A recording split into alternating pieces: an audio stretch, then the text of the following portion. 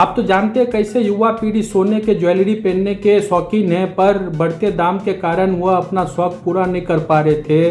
पर 9 कैरेट के आभूषण को मंजूरी मिलने के बाद वह अपना शौक पूरा कर पाएंगे।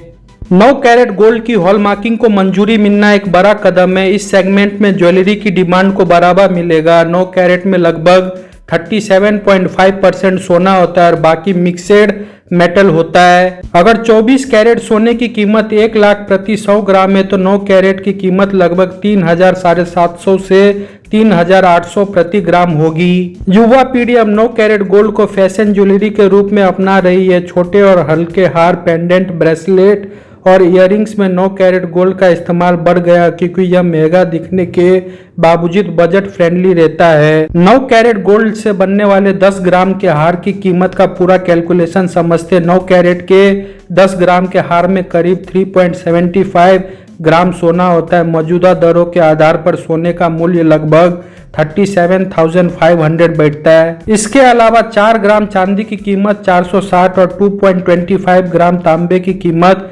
2.25 होता है। कुल धातु लागत 37,962.25 आती है। इस पर 10% मेकिंग चार्ज यानी 3,796.23 और बल्कि सोने के भाव और डिजाइन के हिसाब से मेकिंग चार्ज में बदलाव हो सकता है। ब्रिटेन, ऑस्ट्रेलिया और अमेरिका में 9 कैरेट गोल्ड ज्वेलरी का बड़ा मार्केट पहले से मौजूद है। भारत में यह ट्रेंड नया है, लेकिन गोल्ड प्राइस महंगा होने के कारण अब यहाँ भी यह दिशा देखने को मिल रही है।